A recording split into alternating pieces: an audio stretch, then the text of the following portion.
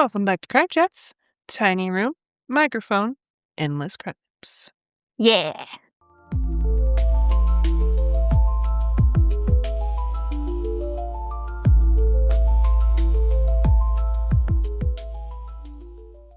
So that's kind of the tipping point of, or not the beginning of Vince Li's mental decline. And at this point, no one really knows what's happening. Vince doesn't understand it. Right. His wife doesn't understand it. Coworkers or whatever. He's just a guy, right? And certainly not the people that would soon be sharing a bus ride with him, right? Nobody, you don't know anybody's situation ever. Yeah. Just be kind. So, all we know at this point, 2001-ish, is that something's not quite right. Okay. The worst part is the people who love him can see it, but don't know what to do. Yeah. 2006, so a year and a half, 2 years before the Greyhound incident. He's about 36, 38-ish. This is his first documented event episode. Okay. So he's gone days without food or sleep again. He's been, crying hysterically for no apparent reason to the outside world, right? Got the visions of God, him telling him to do stuff in his brain, and he's convinced that I am the Messiah, pretty much. God tells him you are the second coming of Jesus. Oh. God also tells him that there has been an invasion of aggressive alien species Uh-oh. masquerading as humans. Okay. And it is your job to eliminate them.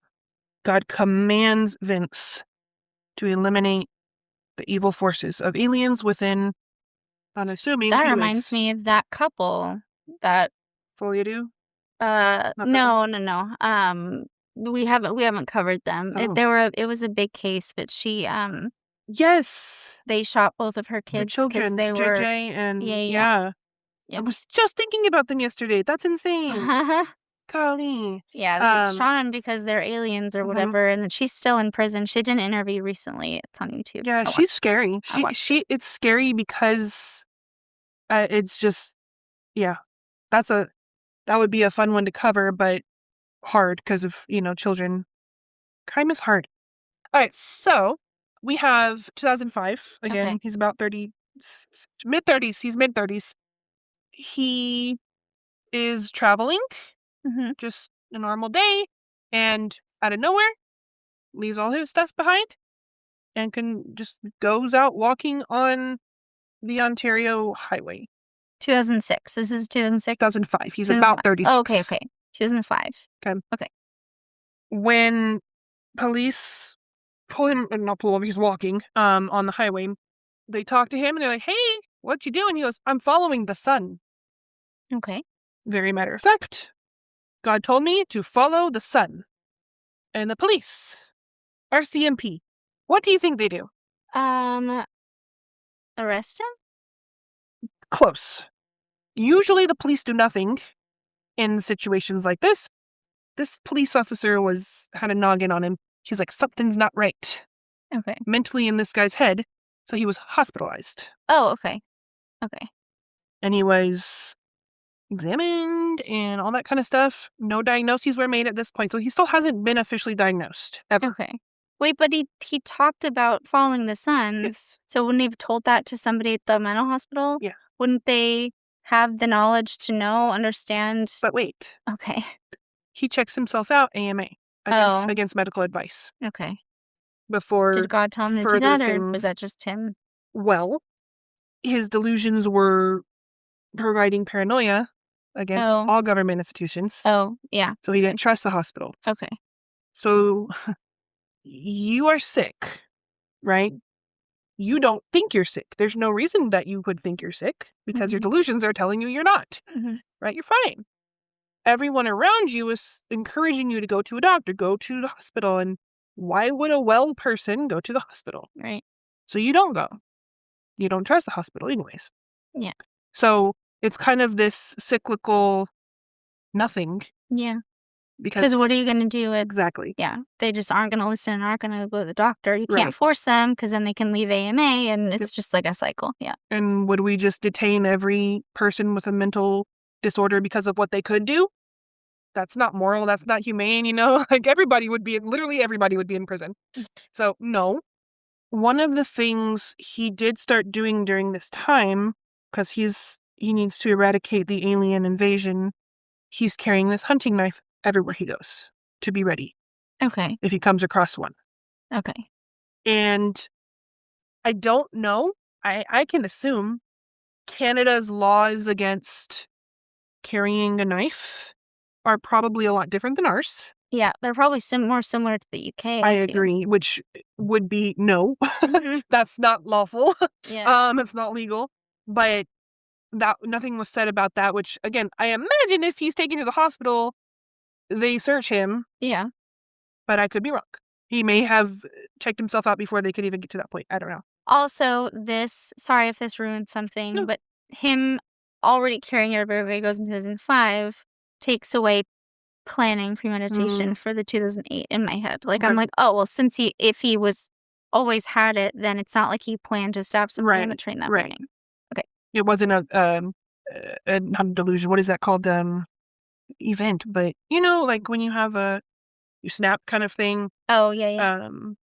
Whatever. Not important. One of the cruelest things, I think, about schizophrenia, or really any psychotic disorder, is that they often attack your insight. So while he was being commanded by God, right, in his mind, to kill these alien aggressors, he's not thinking... Yeah, so there's no, but why? That, or that's a person. Yeah. I shouldn't hurt them. No, it's an alien and I need to eradicate them. I mean, so the insight, unfortunately, is a huge part of humanity, right? And moral compass and all that kind of stuff. But schizoaffective and psychotic disorders completely warp that, which is I think the scariest thing. Because if you can't trust your own brain, yeah, I can't even finish the sentence. I don't know. It's not denial. It's not stubbornness. It's literally the inability to recognize that you're the one doing the bad thing because it's not bad in your brain. Yeah. So we have the incident on the bus. Okay. Coming up. But the one about him chasing the sun or following the sun was 2005. That should have been, like you said, a huge red flag of anybody, people that knew him, people that his medical professional team, his wife. There's a lot less regarding her as the timeline goes on. I don't know if they split or if she just didn't want to be interviewed, or I don't know, but she doesn't have a lot more insight into it other than the early years of his decline. When police later interviewed Vince Li, he reportedly told them, quote, "I was following the sun because God had instructed me to." Later we have some quotes too from him. Almost all of them are involved in, like, God told me to do this. Okay. God said this. And you get the sense of it. He really didn't believe what he was doing was wrong. He was being obedient. Yeah. Okay. So it's a tough one because, again, I don't know any schizophrenia, burdened people, but I have to believe you are still in there. Yeah. And logic, right? But it gets hijacked when you're in these episodes, and then you just can't. You can't think for yourself. If you really hear a voice in your head and you really believe it's God, who are you to exactly. disobey? I was just thinking that, like, if God, for real, like, if the God that is real told me, Lisa, this is this guy is gonna, whatever, you need to do this. I mean, who am I to say no? I'm just a lowly human, and this is like a God telling me something. Yeah. And everybody would look at you like you were crazy. Yeah. And but I would be convinced. Exactly. Yeah. Exactly. So, the juxtaposition of that just eats at me. Now, there are moments coming up that it's kind of like, if only they had done this, if only this. Why didn't the hospital chain him to the bed and force feed him medicine. Why, like, why? Clearly something's off. Clearly something's going on in this man's head, and you just let him walk out. But he hasn't done anything. Yeah. He's walking on the highway. He's not hurting anybody. He's not belligerently drunk. That's the problem, is there's no more, like, preemptive things. There's just, we wait until they commit a crime, and then we can arrest them for a crime, but you can prevent crime. Oh, which you'll be, repeating those words in a little bit. We just don't do that anymore. Most democratic nations, like Canada, US, we have laws in place to protect human rights. One of them being, you don't have to stay in the hospital if you don't want to. If you're an innocent person, right? That's why it's called, you have to sign a literal paper, and as this whole documentation against medical advice, I'm checking myself out of this hospital. Which means they think you should stay, but you have the right to walk your happy self out. Sign this paper that says we don't want you to. Okay, bye. Canada has that. We have that. And it's, I agree that should exist. It's a weird one. It's a weird one because people should have the freedom to leave if they want. But, like, if there's a diagnosis of something major that could potentially put other people at risk. But it could never put other people at risk. Yeah, that's the... It's so the hard. Justice... It's hard. Moral dilemma, the moral justice dilemma, whatever. Same thing with, like, arresting people. It's like, oh, he looks really fishy. He has a gun in his hand, but he hasn't done anything. Get him. Yeah. I mean, like, what if... I don't know. Yeah. Moral dilemmas here. We don't want governments to intervene because we want our freedoms. Yeah. But we also want the government to protect us. Yeah. From potentially dangerous people. It's like, you can't have it both ways, Yeah. I mean, if we want the government to protect us, but we don't want the government to protect us from ourselves. Right, because we're not wrong. Because we're not, We're always in the right, whoever we are, right?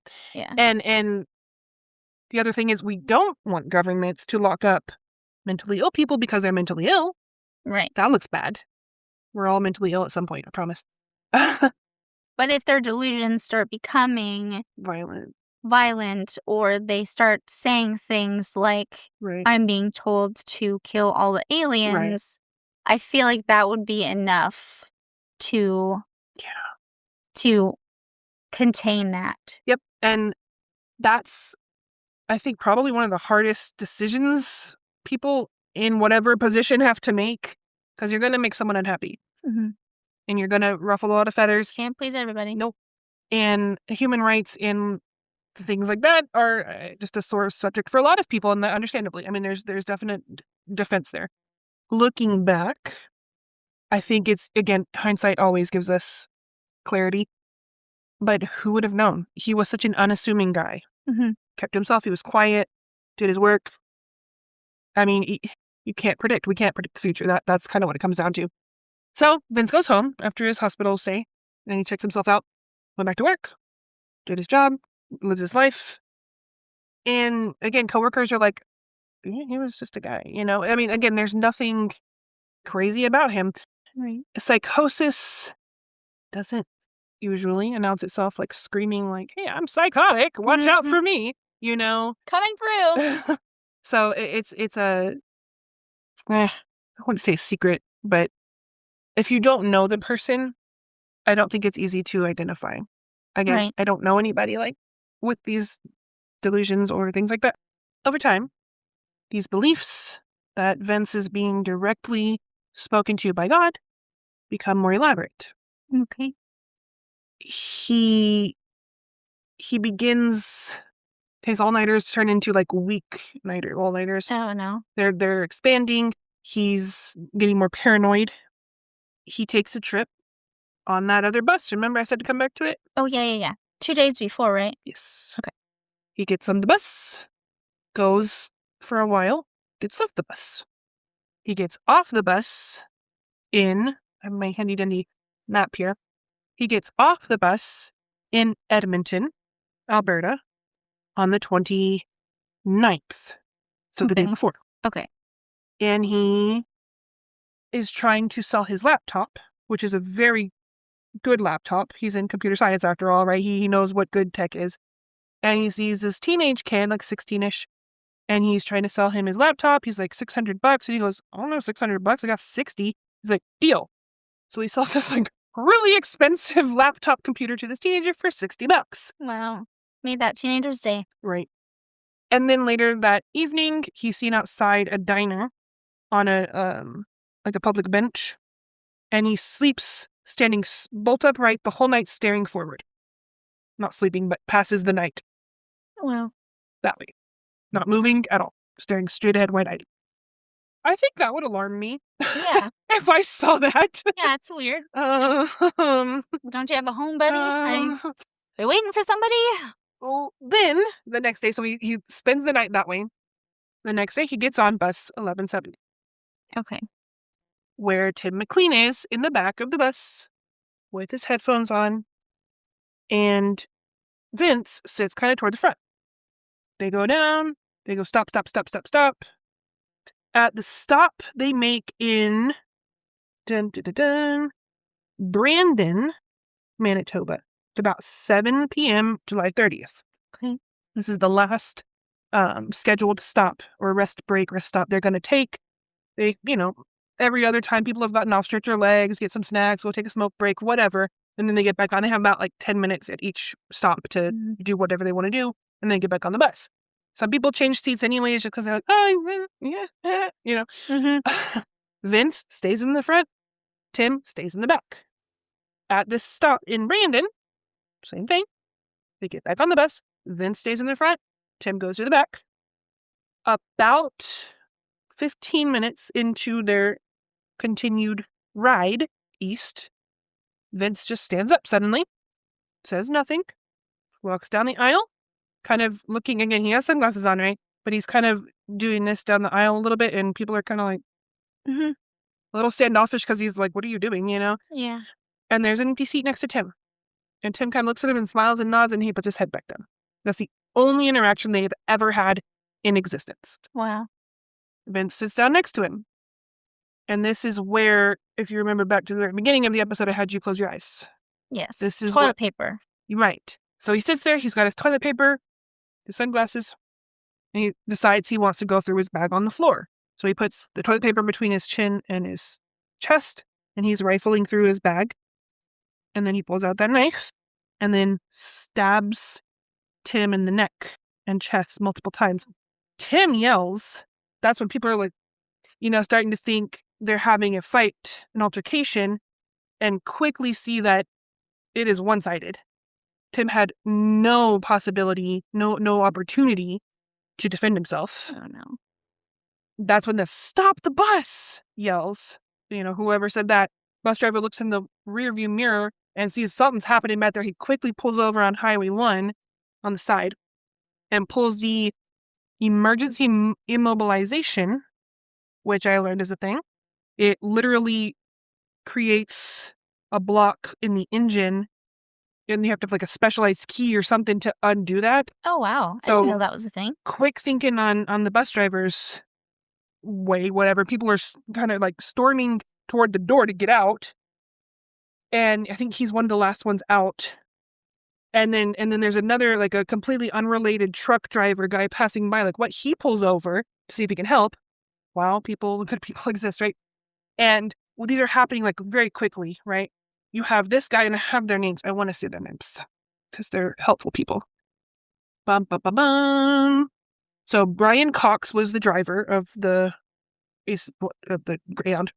We have completely random, Chris Alguire is the truck driver that pulled over to help. Thank you. And then we have another man who was a passenger, and his name is Garnet Caton, probably French. It's Canada. So these three men quickly decide we need to stop him from leaving the bus. Yeah. And so every time they would try to get on the bus, Vince is coming down. He's got the knife in Tim's head in the other hand. He looks like just crazed, right? And so they can't get on without becoming victims themselves, those kinds of things. Yeah. Police have already been called. They're on their way. They get there pretty quickly, within about 10 minutes. When the RCMP arrive, I have issues with what I'm about to say. Okay. And of course, there's reasons, but I don't agree with them. RCMP arrives. Royal Canadian Mounted Police. Thank you. It's the police officers, right? They can only see what's happening from the outside and take witness testimony of what happened on the inside of the bus. Okay. What they see is one person moving. No hostages, right? Okay. Because from all the statements and testimonies, it's very clear. Your head is off your body. You cannot come back from that, right? There is a victim, but he is deceased, so there is no living hostage on board the bus to rush in and save. Okay. So they create a perimeter. They call in for the emergency rescue team, call some negotiators. 4 hours go by. These passengers are still, it's the middle of the night. These passengers are freaking out, traumatized. Oh, there's still people on the bus? No, they're on the highway. Okay. They're on the highway, but they're on the shoulder of the highway. So no one's on the bus except for Li, Vince, and and Tim. So we have this perimeter, right? Okay. We have the people, all the specialists called and everything. All the poor traumatized witnesses are over here like huddling together, and like, while this is happening, this is where I have the problem why they didn't intervene. Because, well, he's already dead. What else can he do? Turns out a lot. Everybody is watching from the road now, the witnesses and the police now, and everybody's here watching Vince cutting pieces off of Tim's body. Oh, God. And like completely dismembering him, placing those bigger parts in plastic bags and scattering them around the bus. While also some of the smaller parts, like his nose and his ears, he decides to eat or shove in his pockets if he didn't eat them. That face was mine as well. So what else can he do? He's already dead. He can do a lot. He could desecrate a whole body. Yeah, like what? You're the freaking police. Oh, Canada. This is the second week in a row. The second week in a row that I'm like, Canada. I don't understand. Even if you don't have a gun, because you're Canada, I don't know. I know the UK doesn't, but you've got tear gas. You've got stun baton? Tasers? Oh, tasers, yeah. Well, I mean, that's if they have that stuff. Oh, they do. Don't worry. Oh, okay. I've watched a lot of true crime interviews and documentaries and things over my years. This one probably just got me the most. It was the father of Tim. Because about 7:30 p.m. when they were at that stop in Brandon, Tim texts his dad saying, "Hey, can I stay at your house tonight?" Dad says, "Yeah." Never comes home. And during this interview, he can't even talk, and it's been years, and he's just so emotional that his wife, Tim's stepmom, is the one really responding to interview questions. And she remembers asking the investigators and the police and the crime scene people, is there just a hand that he can hold and say goodbye to? And they were saying no. So of all of the dismemberment and disfiguration, everything that was done to Tim, his dad couldn't even like touch him one more time. No. Because there wasn't enough of him. They should have. You have a crazed man with a knife. It doesn't matter that he's the only alive person in the bus. You get that person out of the bus and you detain them and you take the knife away. Yep. So I think. Also, he could have slit his own throat. Right. Which would have completely ruined the chance of justice being. Yep. So, like, you get the guy, you get the weapon away from the man. Yeah, I had a huge issue with how this was handled, and so did the public. Good. But that interview with his dad and his stepmom just like was, I don't have a word. It was so hard because he just, last thing, which, I mean, honestly, he had a conversation, text conversation with his son that night, but hadn't seen him in a while because he was working way west, on at the carnival, and he wanted to. It hurt me. So again, these witnesses, all the people that were on the bus, still just hanging out on the side of the road, freaking out and watching this happen while the police do nothing. It wasn't until Vince decides, it's about 1:30 a.m. now. It's about the time that Vince is like, I guess he's deciding, I'm done. We're moving on. He does try to move the bus, but smart thinking on Brian Cox with that quick deployment, demobilization. So he can't move the bus. So he decides, I guess this is it. He's going to try to flee. Whether or not that was, I highly doubt that was of his own volition. It was probably a voice telling him, things. He jumps out of a broken window. Okay. And the second that his feet hit the ground, he's tased with 2 tasers. Where'd those come from? You could have done that sooner. Yep. What? Yeah. What's going on in Canada? What is happening? Yeah. Explain yourselves. So he's tased, detained, arrested. And because the bus is a crime scene, all of these passengers are all their stuff is on the bus, by the way, too, right? All of their luggage, right? Another Greyhound bus comes to pick them up, takes them not on to Winnipeg, not to a hotel, but to a store so they can buy new clothes. Greyhound pays for all of these people. That's nice. To get new clothes, which I think, okay, I don't know if that quite, equals the trauma that we've just been through. But I appreciate but at least the new I don't wardrobe. have to shell out $1 million. Right. Yeah. And then they continue to Winnipeg, or continue on the route anyways. It ends in Winnipeg. And these people are like trauma bonded for life. Yep. Now, the case. We're almost done. I promise. That we did the bulk of it. I needed you to know Vince. I needed you to know his background. Yeah, that's important. I'm mad. I'm mad. Okay. Yeah, they definitely could have. I mean, at least get the weapon away from the take away the weapon. Yep. What are you doing? There's a lot of you. There's one of him. Yeah. What's going on here? You take away the weapon so that the weapon can't be used for other things. And we're not even talking about okay, he can't stab another human because he's the only living person on the bus, but he can cause damage to the bus, or I don't know, property damage is a thing too. Take the knife away from the dude with the knife. Yeah. And I'm laughing, but it's not funny. It's ridiculous. It's so ridiculous. What are we doing in Canada? What are we doing? And the most answer to that I found was that police are not trained to. Oh, there was a good wording on it. I'm going to mess it up. But basically, we're not trained to get the bad guy. We're trained to get the evidence. What? Wait, well, my understanding of police is really wrong. What? Okay, Canada. What? You fight crime, but you're not trained to fight crime. Yeah. Exactly. You get it. Yeah, so I was a little fed up with the RCMP on this one. Yeah, no, yeah. Just, oh my God. Yeah. So, the court case. He is observed. He is interviewed.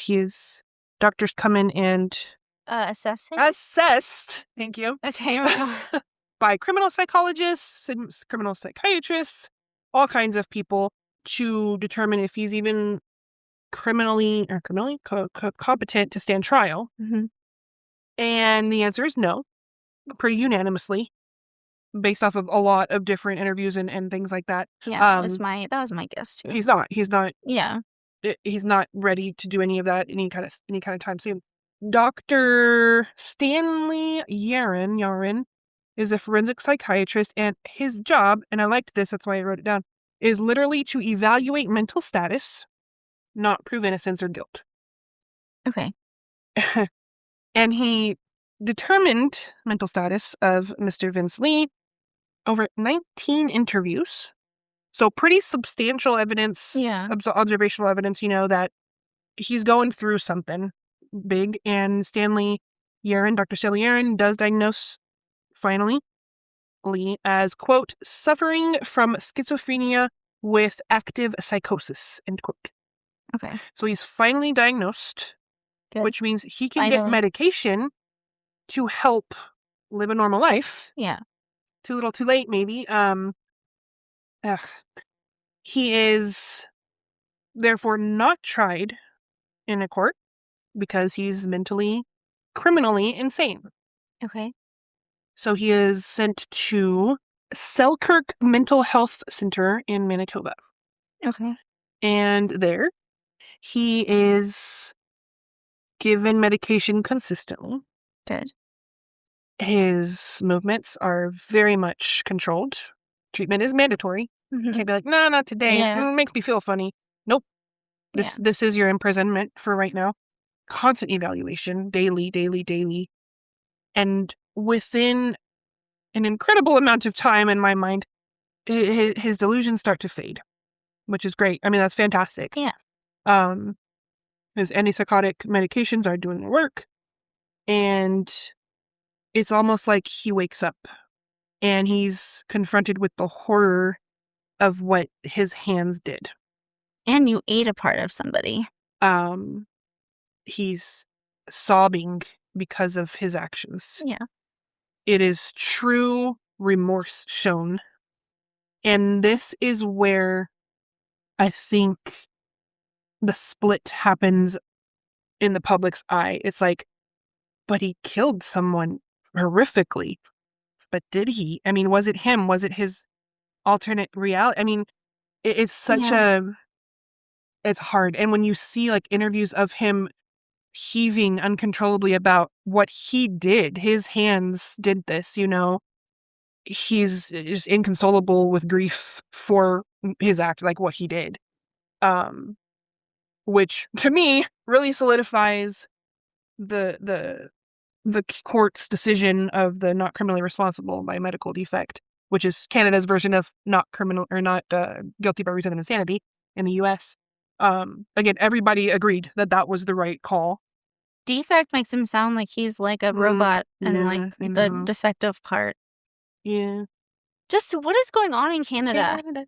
Like, I just don't understand, and I never will. So again, we have obviously public outrage and split opinions on how things were handled, which is pretty much unanimous every time anything happens. Period. Yeah. But this one was just so shocking that he wasn't going to go to prison, that kind of thing. And the people on the bus were just traumatized, for life. Yeah. One of the first officers on scene, I mean, many of them admitted to, PTSD and having to deal with that forever, Yeah. But in 2012, Corporal, what's his name? Corporal, where'd he go? I'm going to get your name, man. Don't worry. Corporal, I'll get him. But one of the first police officers on scene committed suicide years later because it was just so profoundly overwhelming PTSD of this event. And he's a trained officer, they deal with domestic violence and violent car crashes. I mean, and this one just, I imagine, and I mean, trained, but are they trained? That's true. I mean, really, like, it just seems like they, like, take a regular dude and they're like, hey, do you want to ride a horse and pretend you fight crime? Make some phone calls for us? Yeah, sure. So? And then, like, when something really horrific happens, of course, they can't handle that. Yeah, so... Because they're trained to collect evidence. What the does that mean? Anyway, sorry. Don't touch the bag. Yeah, the after effects, so Vince is in the state hospital, pretty much forcibly being fed antipsychotic meds, but it's helping him. Good. And as the years go on, I don't know how to say it without really just being biased. He stabilizes, I guess is the best way to put it. Okay. Good for him. Yeah. Does that mean he should be free? No. But he's stable now. So they let him out? Yes. You still did the bad thing. Yes. And I'm sorry, and I really am. And my heart goes out to this man because he was completely hijacked by schizophrenic delusions and his psychosis. Okay, next week we're going to talk. My case next week is completely the opposite of this one. Great. No sympathy whatsoever. Okay. But, spoilers, but this one I have all the sympathy in the world, but right. You still did the thing that was wrong. Absolutely wrong, and you still did the thing. I agree. So you should have to. But they found him not criminally responsible, so he legally cannot be tried. But there's a chance. What if he goes off his meds? That's my thought. Because who decides? That was one of my major questions. Who decides that he should be free? There are a lot of steps and like review boards and things like that. And someone has to decide that the risk of him reoffending is either non-existent or the strides he's made positively outweigh the possible. Any possibility other than zero, he can't get let out. If there's any chance that this man is going to reoffend, no. Mm-hmm. Yeah. Also, because he was never tried in court, there's nothing on his record. Oh, perfect. Mm-hmm. So he can, get a job at a school and work with kids. And then one day he decides, I'm so sick of taking these medicines every day. And then one day he starts getting delusions that God is telling him one of these kids is an alien. And then he murders a child and traumatizes a bunch of other kids. Mm-hmm. He also changed his name. Okay. Because of the negative media surrounding the event and the outrage that he was released and absolved of everything. So he changed his name. He is now, let's see, Bill? What's his name? Will Baker. He's now Will Baker. Okay. Complete discharge of all charges. Yep, pretty much. And Tim's mom has not been silent since. Good. I wouldn't be either.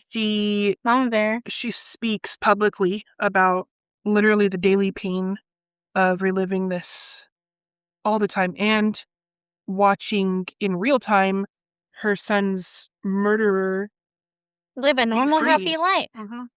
Be absolved. He can get remarried. He can have kids. Mm-hmm. He can work wherever he wants. There's nothing tying him down. Mm-hmm. He is a free bird who committed a horrendous crime.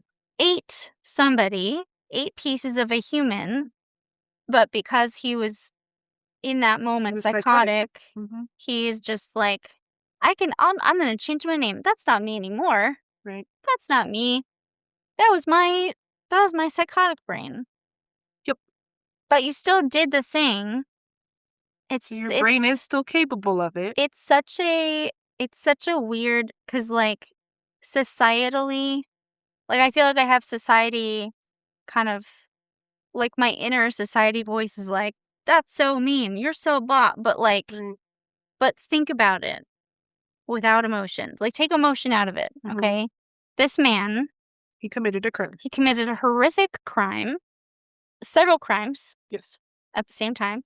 And then he desecrated a corpse, which is another crime, right, after all the other crimes. And I feel like if it were me, if I wouldn't want to be absolved. Yeah. I would be like, oh my God, I'm going to have to pay for this for the rest of my life. Are you kidding me? I did this. I did all that. Don't ever let me out. As much as it sucks, as awful as that would feel, right? I'd feel so guilty that I wouldn't feel like I deserved to be let out. Anyways. But you also have a healthy brain. Yeah. And a good moral compass. Which I think Vince Li has the moral compass. I just think the wiring in his brain isn't capable of that thinking, maybe, which there's a lot of. And I mean, I feel like there's got to be ways to, like, maybe they don't need to be in an institution forever, but, like, at least have them closely monitored. Right. Well, in their life. So, like, have somebody every day come make sure they take their meds every single day for the rest of their life. Yeah, there you go. So there was a lot. I looked up a lot of Canadian law on, criminally insane and not criminally responsible by mental defect. And there was a lot of the overarching theme of the human rights kind of thing. Mhm. And once they are, I didn't write that one down. So the main kind of line of thinking was their mind, being the offender, was their mind capable of accurately interpreting reality? And that's kind of like that's a quote. The professionals, the medical professionals in psychiatric wards and stuff, in their constant monitoring while he was still in the state hospital, all of their interviews and questions and these things would go back to that. Is he capable? Is his mind capable of accurately depicting or interpreting reality? And so once that was sufficiently documented over some time, there was no reason to keep him detained because he wasn't a threat anymore. But what if he will be? Yeah, like, you are responsible for that. That's what I said. Like, and it's so easy. Like, I feel like it's so easy to play on people's emotions and get people to take your side because you're playing into their emotions, and you're like, but he's a nice guy now, and he just wants to live. That's and great whatever. for him. Like, it's so easy. That's why I said take emotion out of it. Look at the facts. He was unmedicated, and he committed a horrendous series of crimes. Yep. I mean, I stopped taking my antidepressant for a couple days. I cry at everything. I don't feel good. I don't kill people. Right? So, like, it's not the same thing. So, like, he was not medicated. He ended up committing a series of horrendous crimes. He committed cannibalism. I mean, you name them, all these things. And then, if there is any chance at all, even like 0.1% chance that he lapses on his medication, forgets it, that happens, right? Then he can go back into this delusion. God can tell him, you don't need these meds. Right. Because I know what's good for you. And I'm going to tell you what to do. Yep. And then he will not have insight to tell him, but I got to take these meds every day. Because he'll be reconvinced that he needs to do what God tells him to do. Yep. And that's honestly the polarizing end of this whole case.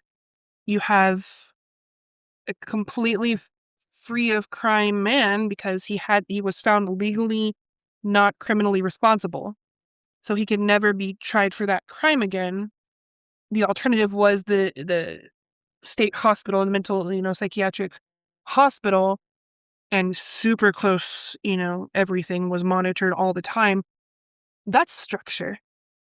Outside of that, who knows what his life, Exactly. It's the same thing, like the same conversation about inmates that, like, are model prisoners. Like, out for good behavior. That doesn't prison is not real life. It's not the same thing, right? So, like, once you're in an environment where nothing is monitored, where you can just do whatever you want, you have all these freedoms. Yep. Who's gonna hold you accountable? Exactly. Nobody. Yep. Just, and he doesn't even seem to, like, his own guilt doesn't hold him accountable anymore. Like, he was, like, sobbing or whatever, but then he still is like, but I want to live a happy, normal life, Yes, guess who doesn't get to live a happy, normal life? Yeah, Tim McLean. That's so sad. It is. It's the definition of sad. I'm positive note. Remember the girlfriend that was pregnant? Yeah. She had her baby boy. Yay. On December 21st, 2008. Timothy McLean III. Aww. Yay. Yeah. And are they happy? I mean, is she, I mean, as happy as you can be with, I didn't get a lot on her, which kind of makes me think she just didn't want to be scrutinized in the media. Good for her. There was some legislative aftermath from this, or this definitely helped tip it for sure. Bill C-14 passed in 2014, which was the not criminally responsible by mental defect reform, where it really put a lot of those kinds of questions that we've been asking about release and things like that into play. So, again, great, but so what was changed? What's the reform? How they engage this criminal, this individual, committing crimes when it's clearly they're clearly going through a mental break. And there was a lot more education happening for the officers and things like that. I still can't get over them not going into the bus. I was so like, what is your job? Your job is to protect. This brings me back to Uvalde. Mm-hmm. The cops that just waited. Because they were scared for themselves. And they were told Don't be a cop. They were told to stand down. What are you talking about? Yep. Like, there's people dying in there. Yep. You rush in there because that's your job. That's what you wanted to do. That's your calling for your life, is to save people and to fight crime. Run in there and hide save behind the door. Those kids. That's a whole different. It is a whole different. Sorry, but yes, similar vibes from this bus. Yeah, like standoff. Okay, he can't kill anyone else because he's already killed them, but like he can do a lot of other stuff. He can disappear the body. Yeah, by like eating him and hacking him into pieces and just. Which that was another thing that I saw only in one source that I came across about the plastic baggies. Okay. Because why would he have plastic baggies ready? Oh. Right? So there was kind of a talking point there of, was he just ready all the time? Maybe. Well, since you said that he had been carrying the hunting knife, it's possible he was carrying the baggies also in the event that he'd have to kill an alien and dispose of the alien's body. I forgot to mention the reason he cut up Tim's body. Oh yeah, was because God told him, if you don't, it's going to resurrect and come back and kill you. Oh, okay. That was the reason he had to behead him and dismember him. Okay. Yeah, but he had baggies ready, which maybe his whole bag his carry-on bag was full of alien eradication. Exactly. So maybe he was just ready all the time. Okay, but that was a part that sparked a little bit of controversy on one. Yeah, because that kind of points to premeditation. Yeah. Whether he, again, this is going on that line, whether he was targeting Tim specifically or not, if he's not delusional and doing that spiel, he was still in his mind, I'm going to kill someone today. I'm ready. Let's go. So there's very little on that rabbit hole, but it's there. Yeah. Anyways, I really hope that whoever decided that you should be let out of that mental health center can't sleep. Hope they can't sleep. I hope they can't look themselves in the mirror because of the fear that they'll hear about another horrific crime by. What if they're the alien next? What if that person is the next alien? But at the same, so see, I say that, but then I'm constantly being like there's a war going on in my head all the time, guys, all the time. It is, yeah. Just constantly. So I said that, and then the little voice was like, "Hey, man." But he's suffering through mental illness. I know, and that sucks. I understand. But even if there's a tiny little, like I said, 0.1 chance that he could go back into his psychosis. Right. I'm curious. Ooh, that just stopped, brain words. I'm curious if there is a long-term study of schizophrenia episodic lifetime. So am I making sense? Okay. There should be. So medicated, right? Versus maybe unmedicated, and tracking individuals with their consent to see how the disease or the disorder grows or dies or ebbs and flows, medicated versus not. Also, I was thinking of medication. Your body gets used to the dose. Was my first thought. So if it's very possible, what if the medication is less effective over time? Right. And what if he doesn't realize it and doesn't realize that he needs to up his medication? And so he's basically just like, he's technically medicating himself, but it's not enough, so he's going unmedicated. Yep. And then he just goes back into psychosis delusions, and now his body is telling him, you're taking your meds, you're stabbed to death on a bus. Yeah.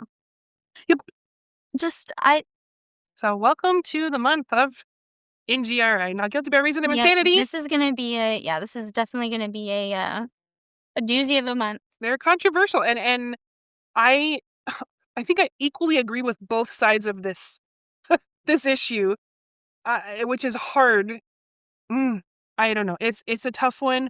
I had never heard of this case, and honestly, the more I dug into it, just the more about. I'm like 70-30. Like 70, don't let him out ever, and then like 30, yeah, but monitor him. Right. Forever. But the court claimed he was innocent and not guilty. Okay, well then I guess I'm 100-0. Right? That's what I'm saying. It's like you can play both sides. I feel like I could play both sides pretty equally. In the eyes of the law, he is 100% not a criminal. Legally, that's it. Yeah. They decided that in the court. Everybody, 100% agreed on that. He was insane. But now he's medicated and better. It's so, you can just cycle this all day long. Yeah. But I think we've been going for 2 hours. Yeah. This was a long one, but I needed it to really set the tone of the month. And I don't think there is an answer. Yeah. Did I bring? Oh, I did. It's an interesting debate. It is. My notebook that Lisa hates. I don't hate it. I had a question. Oh no, it was statements, because I was like, I just can't. I don't think there's an answer.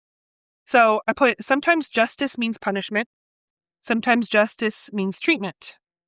And sometimes cases like this force us to ask whether those two things can ever truly be separated. And you mean punishment and treatment? Right. So like if he had gone to prison, that's his punishment. Mm-hmm. And the whole point of prisons is for reform, right? But treatment doesn't have to be punishment. It's just... Is it? That's the question. You have something wrong with your brain. And to keep you safe and everyone else safe, you have to take this medication. But you have... that's the thing, is these are highly controversial, I think, in most societies, thoughts and questions and discussions, because you don't get to tell me what medicines I have to take, right? This is my body. I hate that so much. But I hate that came out of my mouth. But you have that side, and I don't know. I just think there's no good answer, I guess, to this whole case. I mean, if you can get someone back to a wise mind and they're morally upstanding, they should be able to understand the ramifications of them not being medicated. Right. So it becomes less of a punishment because they understand. But then they live with the memory of what they did, which is punish. I don't know. So you have all of that, like... Well, I mean, that was going to happen anyway. Like, that dude's not going to be able to forget ever. Yeah. Yeah. Exactly. That's what I'm saying. So I think I'll stop talking because I could go on forever, but...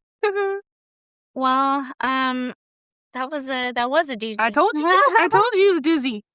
It was good, though. Good. Okay. It's good. I liked it. Thank you for hanging out with us. Yeah, thanks for hanging out. It was a longer one. Yeah, and make sure I'm definitely this is going to be a two-parter. Because the whole thing is gold, and I don't think I'm going to do much, like, cutting or whatever. So, yeah. So it'll be a two-part. It'll come out Tuesday and Wednesday of next week as an audio podcast. And, so share it with somebody that you think might enjoy it.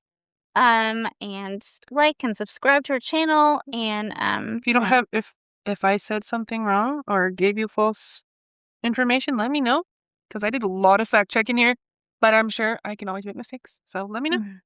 Or if you have other parts of it that I didn't cover and wanted to know, tell us. Yeah, questions. We love questions. Yes, question comments. But I think that's it. Okay. Yep. We'll see ya next week. Thanks for watching. Bye. Bye.